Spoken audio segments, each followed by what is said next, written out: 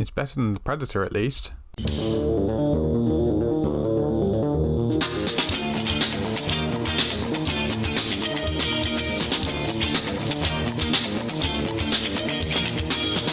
was surprisingly hyped for this movie.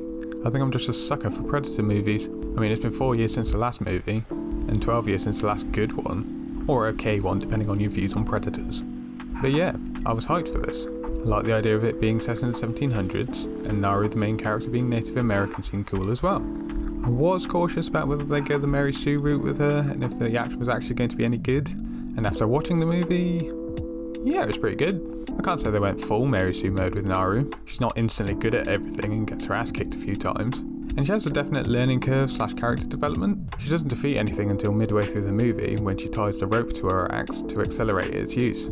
She kills a few of the French fur trappers near the end and incapacitates another one to use as bait, but it was a stealth attack so it wasn't too unbelievable. I will say she's the only one with character development. Her brother is cool, but he barely does anything until near the end of the movie.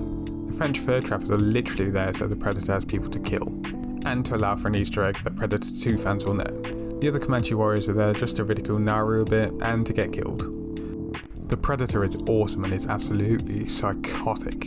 It uses some different weapons that we haven't seen before, like a homing crossbow bolt thing, which gave me the impression of a proto-plasma caster for some reason. It uses the laser sight like a plasma caster, so it would make sense. I like the shield. I always thought a Predator would use some sort of defense item. It also uses a spear that splits into two, which I thought was cool. It also uses some mines, which are also a nice addition. They've got some weird blade thing that Naru uses later on. Weird that mines are making their first appearance in the movie set in the 1700s though. And we've got the old faithful wrist blade, and it even uses a net that cuts through anything as well. I also really liked the mask. It being made of bone made it stand out against all the other Predator masks we've seen. Having said that, when you see the Predator's face, it looks terrible. This isn't a new problem though, the face hasn't looked right since Predator 2 for me. There's a guy called Cord who explains it better, check out his video for that. But that segues nicely into the CGI. It sucks. I couldn't find the budget for the movie, but I don't think it was big seeing as the CGI looks so bad.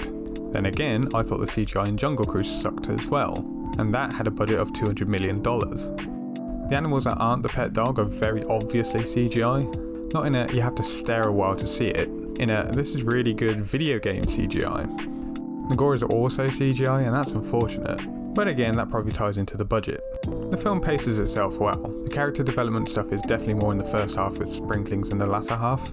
The Predator doesn't do anything major until the bear fight, which is 45 minutes in, which allows for good build up, which allows me to talk about the action.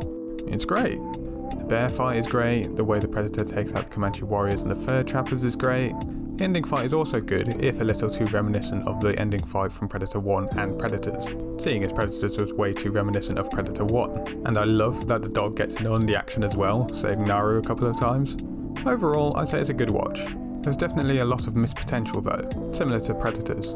It could have been better in regards to characterization. People love the secondary characters from Predator 1 and Predator 2 because they were characterized well. Here we get Naru, her brother, and a few exposition characters.